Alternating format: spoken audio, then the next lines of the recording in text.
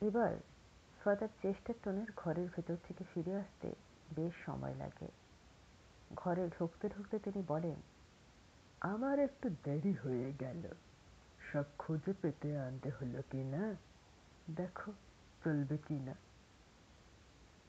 Portable সার্চলাইটটাকে চালু করতে হলে পেছনে স্ট্র্যাপ দিয়ে একটা ভারী ব্যাটারি বেঁধে নিতে হবে। ব্যাটারি থেকে একটা তার পেঁচিয়ে ধরে আছে সূচিমুখ একটা বড় সড়ো টর্চকে। টর্চের বোতাম টিপলে সূচের মতো আলো রশ্মি তাক করা বস্তুর উপর পড়ে প্রচণ্ড তাপ সৃষ্টি করে, ফলে বস্তু গড়তে আরম্ভ করে। আমি স্ট্র্যাপ দিয়ে ব্যাটারি পিঠে বেঁধে টর্চের সূচিমুখ আমার হাতের নির্দিষ্ট জায়গায় লক্ষ্য করে সুইচ টিপে দিই। সঙ্গে সঙ্গে আলো রশ্মি হাতের নির্দিষ্ট জায়গাটায় পড়ে মুহূর্তের মধ্যে জ্বালা ধরিয়ে দেয়। সুইচ উল্টো দিকে টিপে আলো বন্ধ করে দিই। ঘরের টিউবলাইটে দেখলাম আলো পড়ার জায়গাটা কালো হয়ে গেছে। ঘর থেকে বের হবার মুহূর্তে ফাদার চেস্টারটন আমাকে বাধা দিয়ে বলেন, পুলিশে একটা ফোন করে দিয়ে চলো, আমিও তোমার সঙ্গে যাই। কাল রাতে যে বাড়িটা থেকে নিশীথকে উদ্ধার করি সেটা গত রাতের মতো নীরব, নিস্তব্ধ। পুলিশের ব্যবস্থায় আলপনাদির বাড়ির মুখোমুখি রাস্তার উপরে 5 তলা বাড়ি, 5 তলায় উঠতে আমাদের কোনো অসুবিধা হয় না। পুলিশের নির্দেশ মতো আলপনাদির ফ্ল্যাটের মুখোমুখি জানলাগুলি বন্ধ। জানলা অল্প ফাঁক করে দেখি আলপনাদির 5 তলার ঘরগুলি কালো বোরখায় ঢাকা। কেবলমাত্র নিশীথ যে ঘরে বন্দি ছিল সেই ঘরটা আলোকিত। ওই ঘরটার জানলাগুলি বন্ধ থাকলেও জানলার ফাঁক ফোকর দিয়ে আলো চুইয়ে বাইরে আসছিল। কান পেতে শুনলাম ওই ঘরটায় উত্তেজিত কথাবার্তা, একটা মানুষের গঙ্গানি। এবার আর ভুল করি না। মার দেয়া মন্ত্রপুত কবচটা জামার আস্তিন গুটিয়ে ঘড়ির মতো ডান কবজিতে বেঁধে নিই। বীরের মতো এগিয়ে চলি আলপনাদির ফ্ল্যাটের দিকে।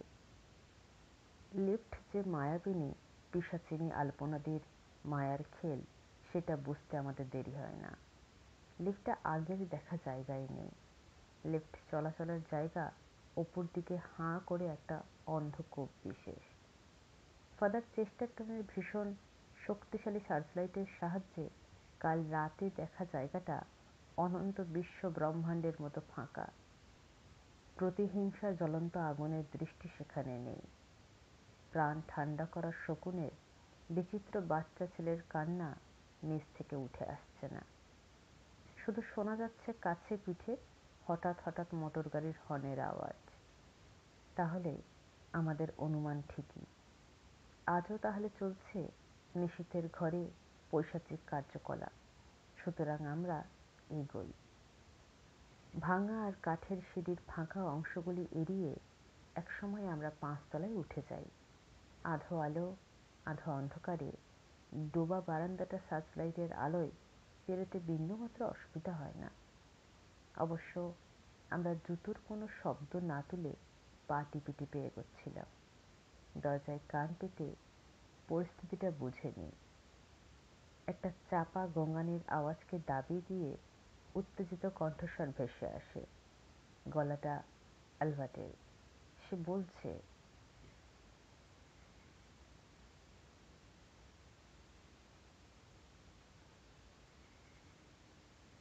ফ্যাঁস ফ্যাঁস গলায় যেটা মনে হয় অনেক দূর থেকে ভেসে আসার মতো। আলপনাদি উত্তর দিলেন, বেশি ফেচাং ফেচাং করিস না তো। আমার বুদ্ধিটা ছিল যতদিন না নিষেধ রক্ত মাংস শূন্য হওয়ার জেরে ডুগডুগিতে পরিণত হয়, পটল তুলছে, ততদিন তোর বন্ধুকে খেলিয়ে যাওয়া। হঠাৎ গমেশ বাঘ বিতণ্ডা থামিয়ে দিয়ে বলে, ওকে ম্যান, আমি যাচ্ছি ভেরোর ভেরোকে খতম করে দিতে। কতবার আমার হাত পিছলে পালাবে। দরজা খুলে বাইরে পা দিতেই সে যেন চোখের সামনে যীশুখ্রিস্টকে দেখতে পায়। তবে চোখে হিংসা, ঘৃণা, ভয় সব একের পর এক পরতে পরতে খেলতে থাকে। ধাতস্থ হতে কিছু সময় লাগে তার। তারপর আগের দেখা গরিলার রূপ ধরে আমাকে জড়িয়ে ধরার আগে শেষবারের মতো গর্জে ওঠে, হ্যাঁ ম্যান, একজন নয় দুজন, তবে তাই হোক। আমিও তককে ছিলাম, কবচ বাঁধা ডান হাত তার দিকে উঁচিয়ে ধরে বাঁ হাত দিয়ে ফাদার চেস্টারটনের দেয়া ক্রুশটা টাঙির মতো তার বুকে সজোরে চালিয়ে দিতে যায়। গোমেশ অর্থাৎ গরিলার ধস্তাধস্তিতে ক্রুশটা বেখাপ্পাভাবে তার পেটটা ফেলে দেয়। সঙ্গে সঙ্গে তার ফাড়া পেট থেকে বেরিয়ে আসে পোকা মাকড় কীটপতঙ্গ। সন্ধিপদী প্রাণীগুলি মুক্তির আনন্দে আড়ালে আবডালে পালাতে থাকে। গোমেশের এখন আর পরিবর্তন হয় না, ভয়ঙ্কর গরিলার মতোই মাথা এলিয়ে পড়ে থাকে। শেষমেশ তার পেট থেকে বের হয় ইঞ্চি এটেক লম্বা হলদেটে রঙের এক তেঁতুলে বিছা। বিছাটা পালাতে চেষ্টা করতেই ফাদার চেস্টারটন জোর গলায় বলে ওঠেন, মাই সান, বাঁচতে চাও তো ক্রুশ দিয়ে বিছাটাকে খণ্ড খণ্ড করে ফেলো। তাই করি। বিছাটার শেষ খণ্ডে আন্দোলন থামাতেই গোমেশের দেহটা পুড়ে এক মুঠো ছাই হতে খুব একটা সময় নেয় না। গোমেশের ব্যাপারে আমি এত তন্ময় ছিলাম যে আলপনাদি ও অ্যালবার্টের কথা ভুলেই যাই। এখন গোমেশ খতম হতে আমার ওদের কথা মনে আসে, ওরা কি করছে। ফাদার চেস্টারটনের তীব্র সূচিমুখী আলোর ঝলকে ঝলকে ওরা তখন উচ্চিংড়ের মতো নেচে বেড়াচ্ছে আলোর ঝলকানি থেকে নিজেদের বাঁচাতে। অ্যালবার্ট পরিত্রাহী কাতরভাবে শুধু বলে চলেছে, স্যার মারবেন না, আমি আপনার ছাত্র, আমি এ ব্যাপারে কিচ্ছু জানতাম না। গোমেশই আমাকে আর দিদিকে প্রলোভন দেখিয়ে শয়তানি খেলায় সামিল করে, আমাকে ছেড়ে দিন স্যার। ফাদার চেস্টারটনের বোধ হয় অ্যালবার্টের ছোটবেলার কথা মনে পড়ে। হয়তো ভাবেন, কই এই ছেলেটা তো বাজে ছিল না। বলেন, ঠিক আছে, তোমাকে ছেড়ে দিচ্ছি, সৎ পথে থাকো, সৎভাবে চলো মাই সান, জেসাস তোমার নিশ্চয়ই মঙ্গল করবেন। অ্যালবার্ট চলেই যাচ্ছিল। জেসাস কথাটায় সে ঘুরে দাঁড়িয়ে আমার ঘাড় লক্ষ্য করে প্রচণ্ড তুড়ি লাফ দেয়। লাফানো অবস্থায় আমার যৌগুলার শিরায় কামড় বসায়। রক্ত চুষতে চুষতে বলে চলে সে, আমি বলেছিলাম তোকে শেষ করব, এখন তাই করছি। আমি মাথা ঘুরে পড়ে যাই, কিন্তু আমার হাতে ক্রুশটা ঠিক ধরা থাকে। হঠাৎ কবজিতে বাঁধা কবচের কথা মনে আসে। কবচটা ঠিক মতো তার দিকে তাক করা হয়নি বলে আমার এই বিপত্তি। কবচটা তাক করার আগেই ফাদার তার সার্চ লাইটের ফোকাস অ্যালবার্টের চোখে ফেলে। অ্যালবার্ট আলোর ঝলকানি আটকাবার জন্য চোখ থাকে। অ্যালবার্টকে ঝেড়ে ফেলে দিয়ে আমি অন্ধের মতো ক্রুশটা তার বুকে গেঁথে দিতে চাই। নিজেকে বাঁচাবার জন্য সরে যেতে ক্রুশ অ্যালবার্টের মাথায় গেঁথে যায়। বাঁধ ভাঙা জলের মতো কালো রক্ত গল গল করে ওর মাথা দিয়ে বের হয়ে আসে। আমি ওকে আর শয়তানি সুযোগ দেব না বলে পাগলের মতো ওর করটিতে বা খুলিতে আঘাত চালিয়ে যায়। শেষে ভারী ক্রুশটা দিয়ে ওর মাথায় কুড়ুলের কায়দায় আঘাত করি। খুলিটা ফেটে এক সময় ওর মস্তিষ্ক বেরিয়ে আসে। কিন্তু ও কি, ওর মস্তিষ্ক যে পাখির মতো এক জায়গা থেকে আরেক জায়গায় উড়ে যাচ্ছে, আর যেখানে যাচ্ছে সেখানে এক অ্যালবার্ট দাঁড়িয়ে পড়ছে, খিলখিল করে বাচ্চা ছেলের মতো হাসছে আর বলছে, কই মার আমাকে, এবার আমিই তোকে খতম করছি। আমার দিকে তেড়ে আসতেই আমি এবার আমার কবচটা ওর চোখের দিকে ধরি, ফলে ও আবার রক্ত রসে মাখা মস্তিষ্কে পরিণত হয়। এবার আমি আর ভুল করি না।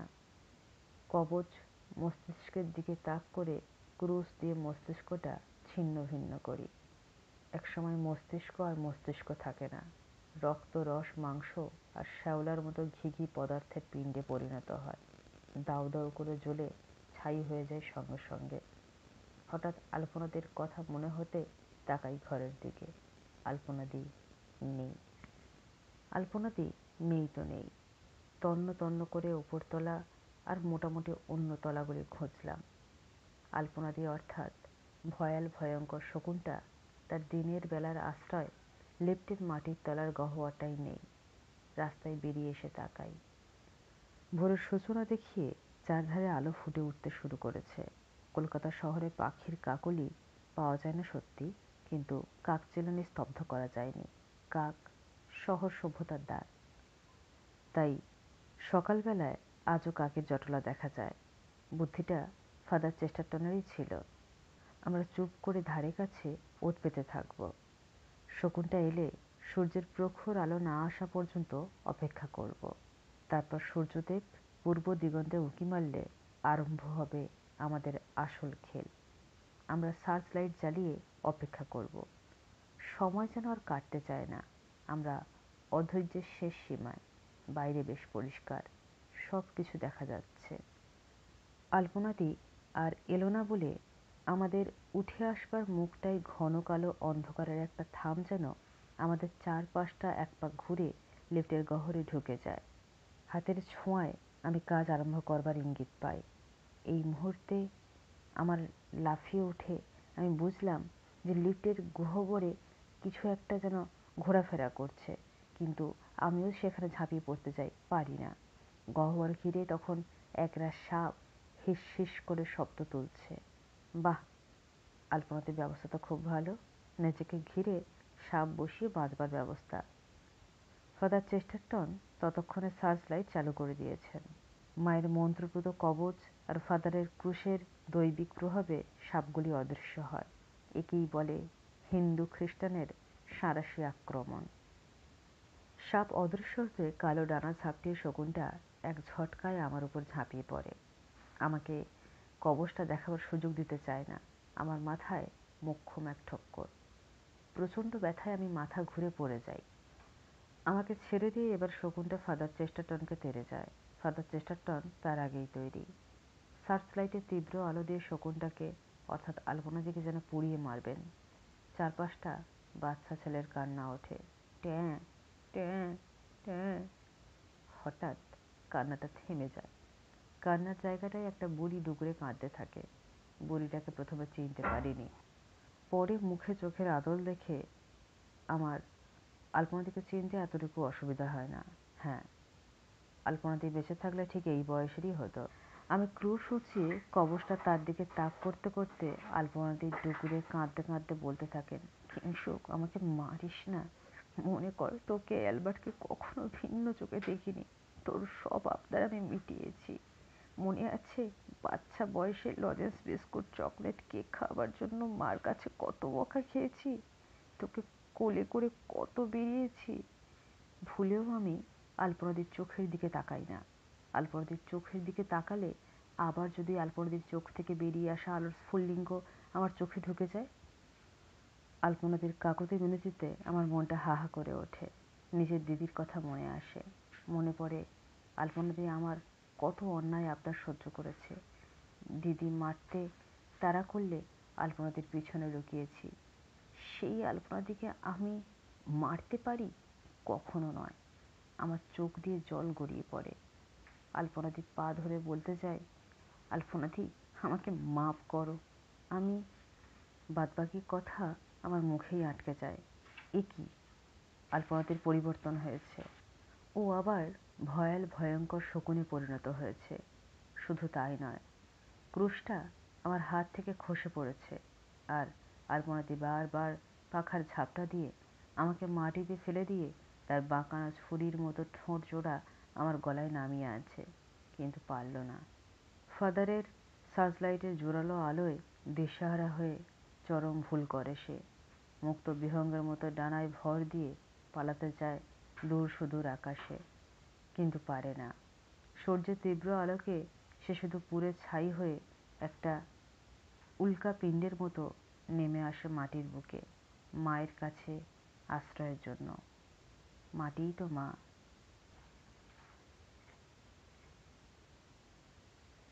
এতক্ষণ আপনারা শুনছিলেন লেখক সোনু ঘোষালের কলমে আলফানসা দিদি গল্পের অন্তিম পর্ব। যদি গল্পটি ভালো লেগে থাকে তাহলে লাইক ও শেয়ার করে দেবেন। আর এই ধরনের আরও গল্প শুনতে চাইলে আমাদের চ্যানেলটিকে সাবস্ক্রাইব করে পাশে থাকা বেল আইকনটি প্রেস করে দেবেন। ভালো থাকবেন, সুস্থ থাকবেন। নমস্কার।